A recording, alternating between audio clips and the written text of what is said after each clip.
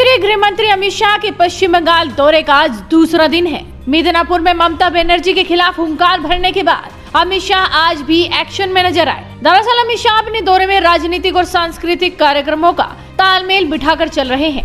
BJP को बंगाल में सत्ता हासिल करने के लिए ममता बनर्जी के खिलाफ कड़ा प्रहार करने के साथ साथ लोगों के दिलों को भी जीतना होगा। बस इसी के चलते बीजेपी बंगाल में मां माटी मानुष को लक्ष्य लेकर चल रही है। शाह ने अपने दौरे की शुरुआत तो धमाकेदार तरीके से की। मिदनापुर में हुई उनकी रैली में टीएमसी के कई विधायक और ममता बनर्जी के खास रहे शुभेंदु अधिकारी बीजेपी में शामिल हो गए। और आज अमित शाह ने उस कॉटेज का दौरा किया जहां रविंद्रनाथ टैगोर रहा करते थे। उनकी स्मृतियों को देखा। इसके बाद रविंद्रनाथ टैगोर की कुर्सी पर पुष्प भी अर्पित किए।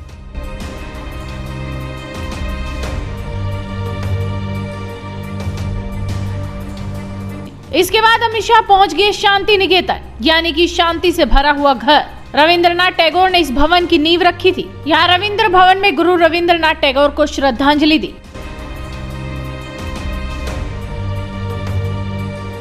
अमित शाह ने शांति निकेतन के संगीत भवन में बाउल संगीत का लुत्फ भी उठाया। बाउल संगीत बंगाली संस्कृति के लिए मशहूर है। देश विदेश से पर्यटक यहाँ घूमने आते हैं।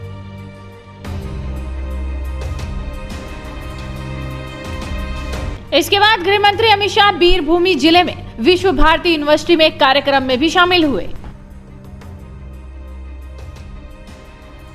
सौभाग्य का दिन है कि आज मैंने विश्व भारती में जाकर वो महामानव को श्रद्धांजलि देने का मुझे मौका मिला,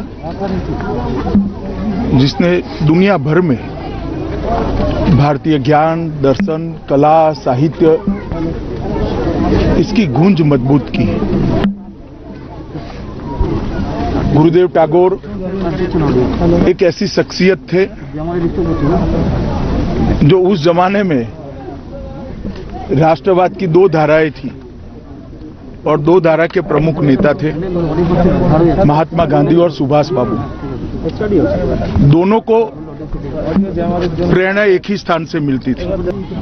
जब 100 साल पूरे होने जा रहे हैं महान संस्था के, उस वक्त यहीं से फिर से एक बार मजबूती के साथ ये संदेश न केवल देश विश्व भर में जाए और गुरुदेव के विचारों के आधार पर भारतीयता को, भारत के दर्शन को, ज्ञान को, साहित्य को, कला को एक वैश्विक स्वीकृति मिले, ये हम सब ये चाहेंगे। और अब ये तस्वीरें देखिए जब गृह मंत्री अमित शाह बाउल गायक के घर पहुंच गए और बाउल संगीत का उन्होंने लुत्फ उठाया।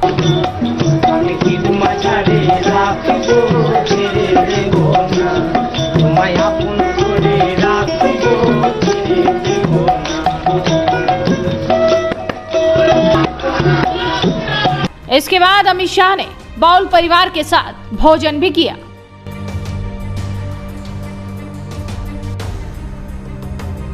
सीधे तौर पर कहा जाए तो ये बंगाल की राजनीति को साधने का बीजेपी का तरीका है, क्योंकि बीजेपी ये सोच कर आई है कि इस बार ममता सरकार को उखाड़ फेंकना है। अब अमित शाह का होगा बोलपुर में एक बड़ा रोड शो। बोलपुर वो जगह है जिसे टीएमसी का गढ़ माना जाता है और इसी गढ़ को भेदने के लिए अमित शाह इस रोड शो में भारी भीड़ के साथ नजर आएंगे। तो आप भी अपनी नजरें बनाए रखिए, साथ ही चैनल को सब्सक्राइब करना बिल्कुल मत भूलिए।